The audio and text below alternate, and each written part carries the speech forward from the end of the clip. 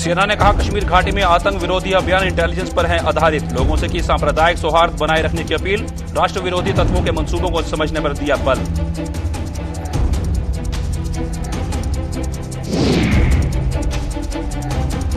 डेरा की गली और पंगाई में आतंकियों और सुरक्षा बलों में दोबारा शुरू हुई मुठभेड़। आतंकियों पर कसरा शिकंजा। सोमवार को 5 जवान हुए थे शहीद।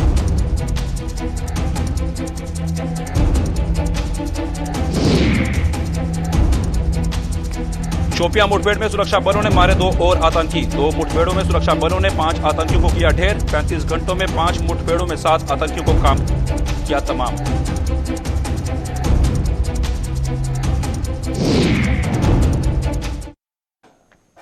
नमस्कार, जम्मू कश्मीर की खास खबरों में आपका स्वागत है। मैं हूं साहिल केरनी। चलिए शुरुआत करते हैं बुलेटिन की। श्रीनगर स्थित सेना की 15वीं कोर के general officer commanding lieutenant general DP Pandey ने कहा है कि पिछले कुछ दिनों में सेना ने जो भी आतंकवाद विरोधी अभियान जारी रखे हुए हैं वे पूरी तरह इंटेलिजेंस पर आधारित हैं। इसलिए वे किसी भी ऑपरेशन को नई या फिर पुरानी घटनाओं से जोड़ना नहीं चाहेंगे। उन्होंने हालांकि ये भी कहा कि सुरक्षा बलों और कश्मीर के लोगों को सांप्रदायिक सौहार्द बनाए रखने की जरूरत है।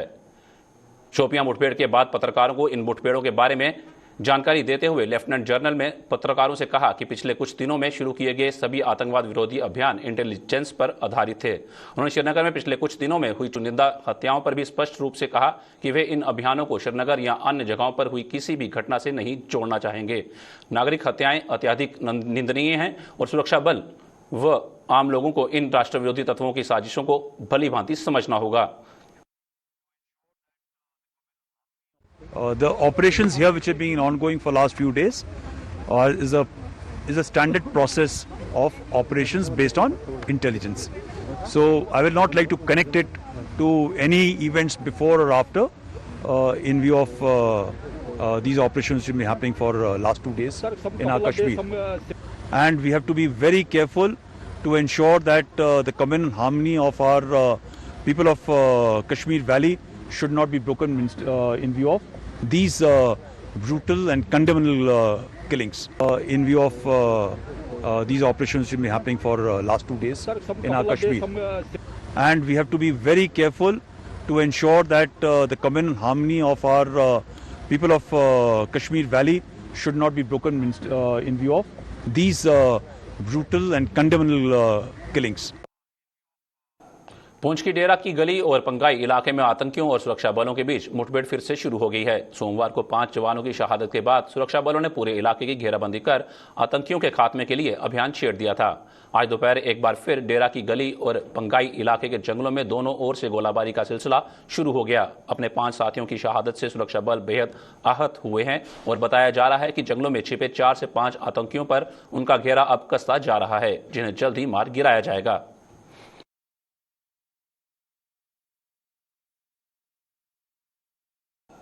कश्मीर घाटी में अल्पसंख्यकों को निशाना बनाकर शांति के माहौल को बिगाड़ रहे आतंकवादियों के खिलाफ सुरक्षा बलों ने अपना शिकंजा कसना शुरू कर दिया है। शोपियां के तुलरान में द रेजिस्टेंस फ्रंट यानी टीआरएफ के 3 आतंकियों को मार गिराने के बाद अब सुरक्षा बलों ने शोपियां के ही फेरीपुरा इलाके में 2 आतंकियों को ढेर कर दिया। पिछले 34 घंटों के भीतर जम्मू कश्मीर में ये 5वीं मुठभेड़ थी, जिनमें अभी तक 7 आतंकी मारे जा चुके हैं। दरअसल एक सूचना के आधार पर एसओजी सेना की 34 आरआर और सीआरपीएफ की 14 बटालियन के संयुक्त दल ने फेरीपोरा की घेराबंदी कर जैसे ही तलाशी अभियान शुरू किया, इलाके में छिपे आतंकियों ने उन पर गोलाबारी शुरू कर दी। पहले तो सुरक्षा बलों ने छिपे हुए आतंकियों को आत्मसमर्पण करने का मौका दिया, परंतु जब उन्होंने हथियार डालने से इनकार कर दिया तो उन्होंने भी जवाब में फायरिंग शुरू कर दी। करीब 3 से 4 घंटे तक चली इस मुठभेड़ में सुरक्षा बलों ने 2 आतंकवादियों को मार गिराया। इससे पहले सुरक्षा बलों ने शोपियां के ही इमाम साहिब तुलरान इलाके में आज तड़के 3 आतंकियों को मार गिराया। मारे गए आतंकियों में बिहार निवासी वीरेंद्र पासवान, जो श्रीनगर में रेहड़ी चलाता था, उसका हत्यारा मुख्तार अहमद शाह भी शामिल था।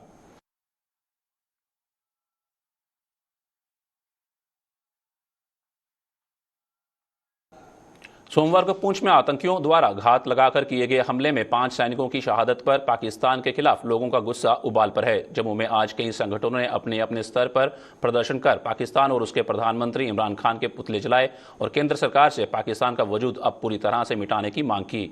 जम्मू में बजरंग दल, डोगरा फ्रंट और भाजपा के ओबीसी मोर्चा ने पाकिस्तान के खिलाफ प्रदर्शन किए, तो वहीं आरएसपुरा में एक्स सर्विसमैन सेल ने शहीदों को श्रद्धांजलि देने के साथ साथ पाकिस्तान मुर्दाबाद के नारे लगाए।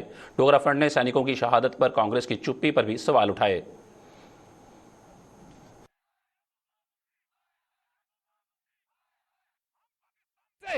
लगातार ये पाकिस्तान को चेतावनी देते आए हैं कि पाकिस्तान अपनी इन नापाक हरकतों को छोड़े और सुधर जाए। लगातार अपने धरती से आतंकवादी को प्रशिक्षित करके जम्मू कश्मीर की धरती के अंदर ये पाकिस्तान जो है वो भेज रहा है। कल की घटना 5 सैनिक हमारे शहीद हुए पुंछ के अंदर, जो एक बहुत बड़ी क्षति जो है हमारे देश को पहुंची है। हम केंद्र सरकार से आज अपील करने आए हैं कि इस पाकिस्तान को छठी का दूध जो है वो याद करवाया जाए। 2 ही विकल्प है अब केंद्र सरकार के पास, एक एयर स्ट्राइक और एक सर्जिकल स्ट्राइक। और कांग्रेस पार्टी चुप क्यों है? कांग्रेस पार्टी बोलती क्यों नहीं? 1 मिनट के अंदर आप उत्तर प्रदेश चले गए, लेकिन यहाँ जो घटनाएं घटी आप वहाँ नहीं गए। इसका मतलब क्या हुआ? जो बातें देश के प्रति हैं, जो व्यवस्था देश के लिए है, उसके विषय के अंदर कोई विचार करने का प्रयास नहीं करना चाहता। इसलिए सैफुद्दीन सोद और महबूबा मुफ्ती को तिहाड़ जेल भेजो। प्रोटेस्ट के साथ साथ हमने अपनी श्रद्धांजलि और नमन भी दी है। जिस तरह आपने कल देखा कि पाकिस्तान कुछ कायरों द्वारा, सोरों द्वारा पीठ के पीछे हमला किया गया, हमारा एक JOC और 4 जवान की शहादत जो है वो भारतीय के लिए दी गई, लेकिन ये शहादत व्यर्थ नहीं जाएगी। We want surgical strike 2। अब हम भारतीय सेना को ये बोलना चाहते हैं कि आप सरहद पे संभालो, जो देश के अंदर जो देशद्रोही, जो सफ़ेदपोश, जो आतंकी हैं, उनको हम संभाल लेंगे। आप सिर्फ हमारे शरीर से आत्मा को अलग कर सकते हो, लेकिन जो हमारी आत्मा है उसके अंदर हमारे सेंटिमेंट्स जुड़े हैं। वो भारतीय का खून है, वो देशवासी का खून है। हम आत्मा को नहीं ठेस पहुँचा सकते। आप सिर्फ शरीर को अलग कर सकते हो, लेकिन हमारा जो दिल है वो भारतीय है, था और रहेगा। और हम पाकिस्तान को ये चेतावनी देना चाहते हैं कि पाकिस्तान अपनी हरकतों से बाज आ जाए और हम भारतीय सेना के साथ कंधे से कंधा लगा के भूतपूर्व सैनिक हर समय खड़े हैं। एम्प्लॉइज ज्वाइंट एक्शन कमेटी ने आज स्टेट विभाग के मुलाजमों की मांगों को लेकर प्रदर्शन किया। प्रदर्शन ने स्टेट विभाग सहित अन्य विभागों में सेवाएं दे रहे टेलीविजनों की सुनवाई न करने पर प्रशासन के खिलाफ रोष जताया। कमेटी के प्रधान बाबू हुसैन मलिक ने बताया कि जम्मू कश्मीर को केंद्र शासित प्रदेश में बदले जाने पर टेलीविजनों को उम्मीद की एक किरण नजर आई थी, लेकिन यह उम्मीद अब धूमिल होकर रह गई है। अगर जम्मू कश्मीर को आपने यूटी बनाया है, हिंदुस्तान के अंदर या डिफरेंट जो स्टेटें हैं वहाँ आप 18,000 मिनिमम वेजेस एक्ट देते हैं। जम्मू कश्मीर का जो टेम्परेरी वर्कर है सिर्फ 750 रुपया दिया जाता है। ये कितनी बड़ी डिस्क्रिमिनेशन है। हम ये कहना चाहते हैं कि ये जितने मुद्दे हैं स्टेट डिपार्टमेंट में, चाहे वो डीपी रेगुलाइजेशन का मसला है, डीपीसी का मसला है, ये इनके जेन्युइन मुद्दे हैं।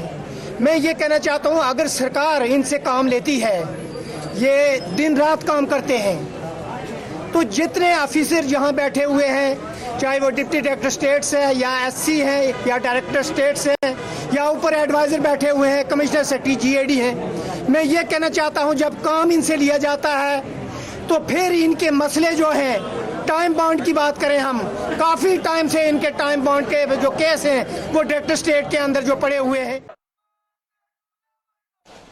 जम्मू स्थित इंटरनेशनल दिल्ली पब्लिक स्कूल में आज दशहरा पर्व धूमधाम के साथ मनाया गया। इसके लिए स्कूल प्रबंधन ने पहले से ही सभी इंतजाम पूरे कर रखे थे, जिसने आज अपने स्टाफ पर व बच्चों के साथ हर्षोल्लास के साथ इस पर्व को मनाकर सदियों पुरानी चली आ रही परंपरा भी बखूबी निभाई।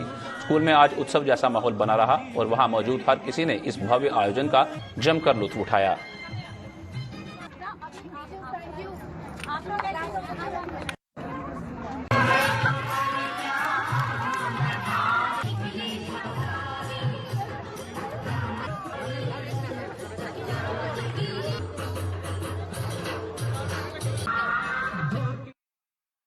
स्कूल सुंजवा में आए हुए हैं। आज यहाँ पे बच्चों ने बहुत ही अच्छा कार्यक्रम दशहरा के ऊपर किया था और यहाँ पे लंका दहन भी हुआ, रावण दहन भी किया इन लोगों ने।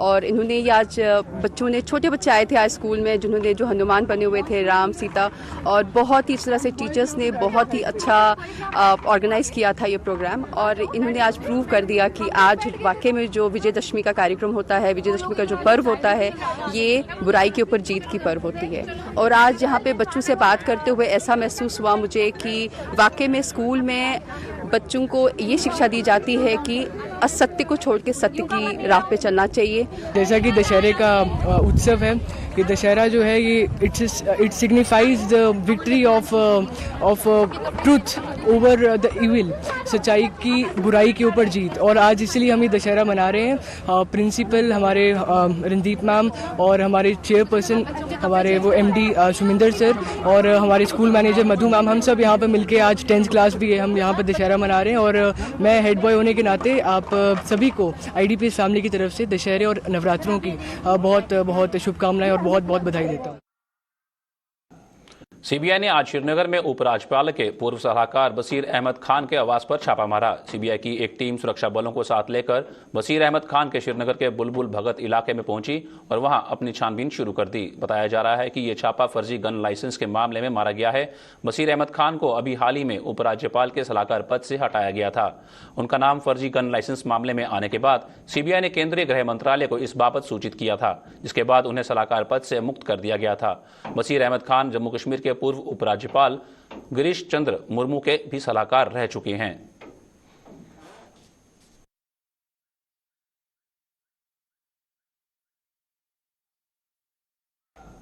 देवेंद्र सिंह राणा और सुरजीत सिंह सलाथिया द्वारा नेशनल कॉन्फ्रेंस को छोड़कर भाजपा में शामिल होने पर सियासी दलों की प्रतिक्रियाएं सामने आई हैं। भाजपा ने इन दोनों नेताओं का जहां पार्टी में स्वागत करते हुए कहा कि इससे जम्मू कश्मीर में भाजपा को मजबूती मिलेगी, वहीं कांग्रेस और अपनी पार्टी का क्या कहना है, आइए आपको दिखाते हैं।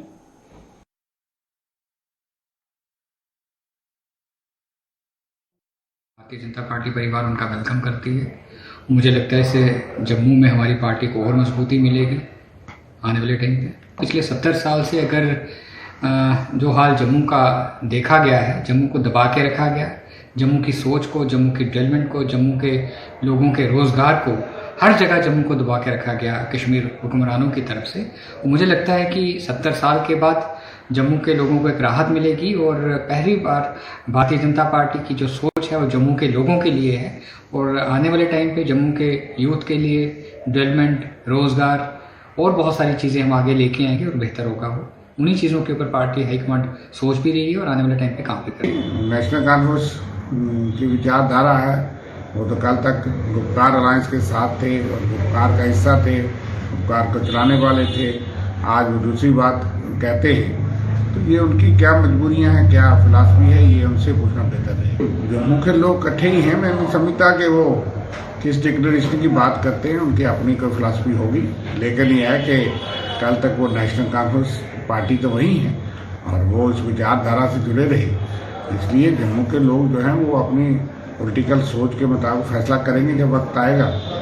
उन्होंने तो फैसला कर लिया। कॉन्फ्रेंस का एक स्टैंड जो रहा 370 टूटने के बाद, उसमें कहीं ना कहीं जो जम्मू बेस्ड लीडरशिप थी उसको वो सत्य में थी, क्योंकि उनको जो भावनाएं जम्मू खित्ते की थी और जो कश्मीर खित्ते की थी 370 को लेके, उनको बैलेंस करने में कहीं ना कहीं उनको दिक्कत आ रही थी।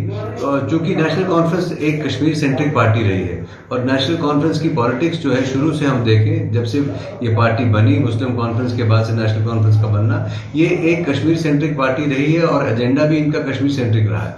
ये नेशनल कॉन्फ्रेंस और PDP की राजनीति ऐसी रही है सालों पर कि जिसने जम्मू और कश्मीर को इकट्ठा होने नहीं दिया। और ये कुछ लोग जो जम्मू से थे, जो मुझे लगता है आज अपनी राजनीतिक जो जमीन तलाश रहे थे और उनको आज उन्होंने ये फैसला लिया है। कहीं मुझे लगता है नेशनल कॉन्फ्रेंस के लिए ये बहुत बड़ा झटका है और उनको सोचना पड़ेगा, अपनी एक पॉलिटिक्स जो है उसको रिविजिट करना पड़ेगा। यही दिक्कत रहती है रीजनल पार्टीज के साथ। हिंदू धर्म में शारदीय नवरात्रि का विशेष महत्व है। माता के भक्त उनकी प्राप्त करने के लिए 9 दिनों की में विशेष आराधना पूजा करते हैं। नवरात्रि के 7वें दिन मां दुर्गा के 7वें स्वरूप का कालरात्रि की पूजा की जाती है। धार्मिक मान्यताओं के अनुसार मां दुर्गा का ये स्वरूप अत्यधिक क्रोध को प्रदर्शित करने वाला है। 7वीं के दिन मां कालरात्रि की पूजा करने पर भक्तों को विशेष फल भी प्राप्त होता है। जम्मू के भाऊ फोर्ट में स्थित मां बावेवाली के दरबार में भी श्रद्धालुओं का खासा रश देखा गया।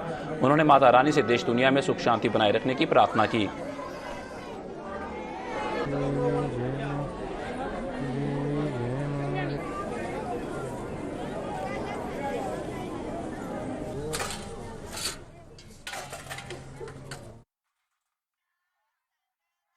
जय माता की। आज सप्तम नवरात्र है और सप्तम नवरात्र के दिन जब माँ कालरात्रि की पूजा की जाती है।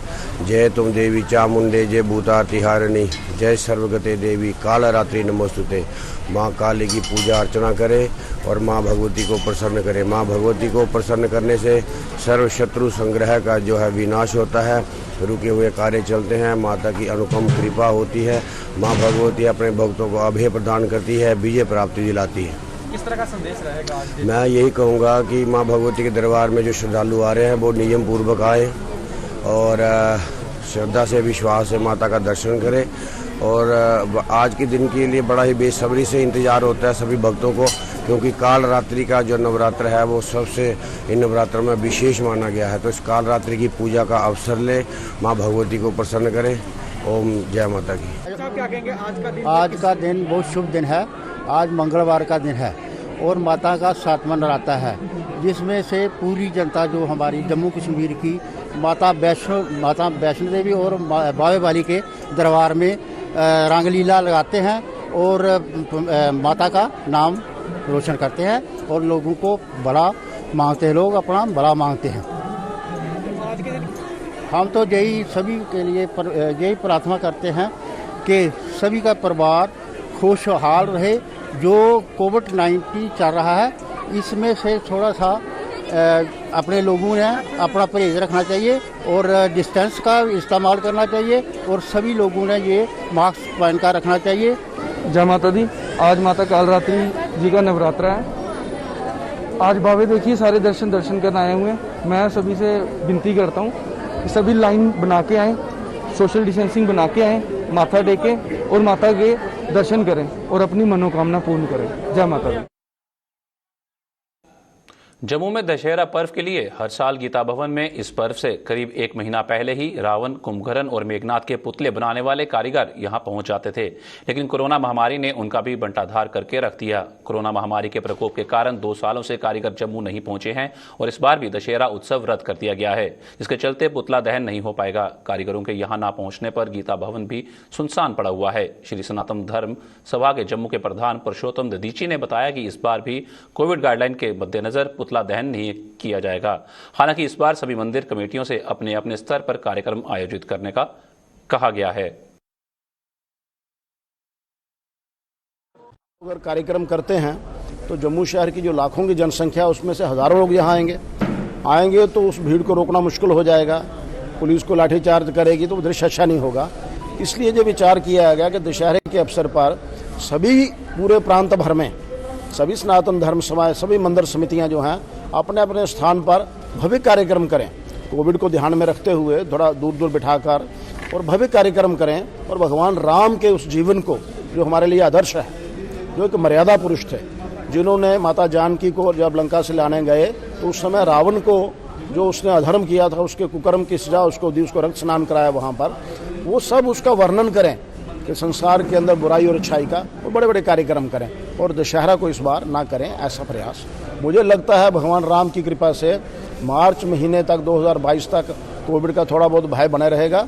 अगर लोग सब ठीक ठाक रहें तो मार्च के बाद कोविड जाने वाला है, इसलिए अगले वर्ष बड़ी धूमधाम से दशहरा उत्सव मनाएं।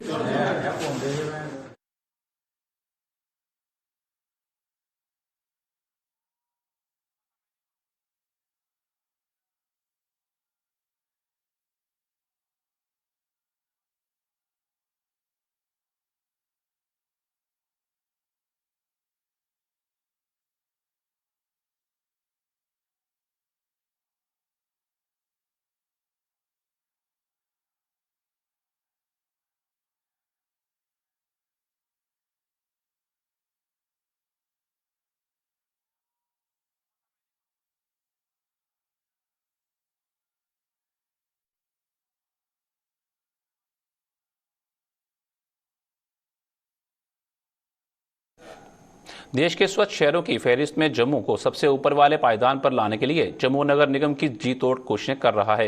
इसी के मद्देनजर शहर में जगह जगह सफाई अभियान चलाकर स्मार्ट सिटी जम्मू की स्मार्टनेस को और बढ़ाया जा रहा है। इसी कड़ी में आज जम्मू के ऐतिहासिक मुबारक मंडी परिसर में स्वच्छ भारत मिशन के तहत एक सफाई अभियान चलाया गया। जम्मू के मेयर चंद्रमोहन गुप्ता की अगुवाई में चलाए गए इस अभियान में जम्मू के डिविजनल कमिश्नर डॉक्टर राघव लंगर और नगर निगम की कमिश्नर अवनी लवासा सहित अन्य अधिकारी भी मौजूद रहे।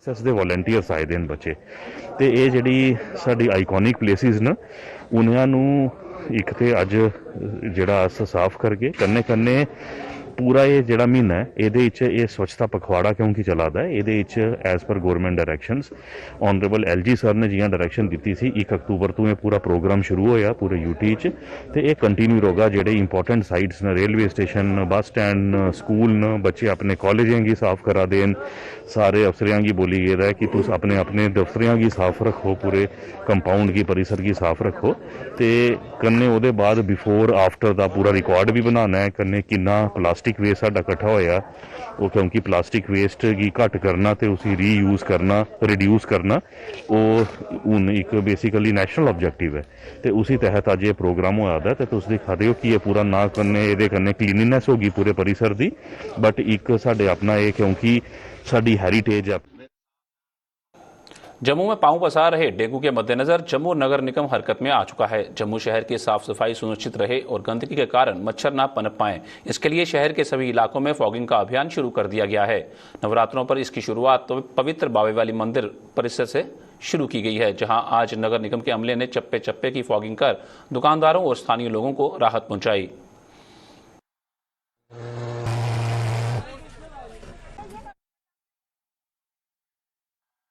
नवरात्रों पे जेएनसी बहुत अच्छा काम करती है और इन्होंने फॉगिंग मशीन भेजी है डेंगू के लिए।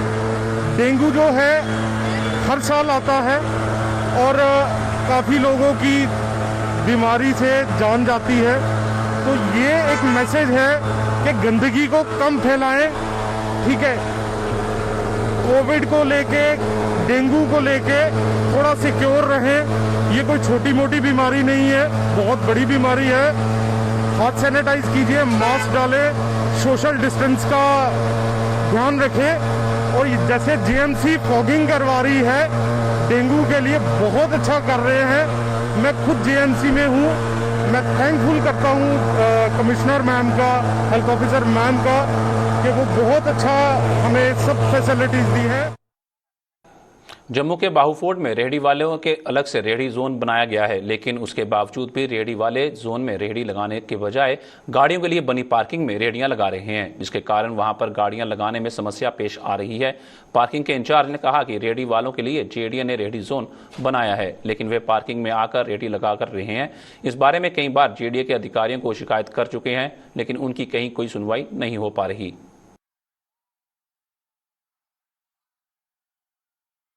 पार्किंग समस्या में ये आ रही है कि जेडीओ ने हमें जेडीओ वालों ने टेंडर दिया है कि रेहड़ी का शेड बनाया हुआ है, रेहड़ी जून बनाया हुआ है, फिर भी उसके बावजूद जेडी वाले कुछ नहीं कर रहे, रेहड़ी सारी बाहर लगी है। उसके बाद जो भी रेहड़ी के आगे गाड़ी लगती है रेहड़ी वाले गाड़ी भी नहीं लगने देते।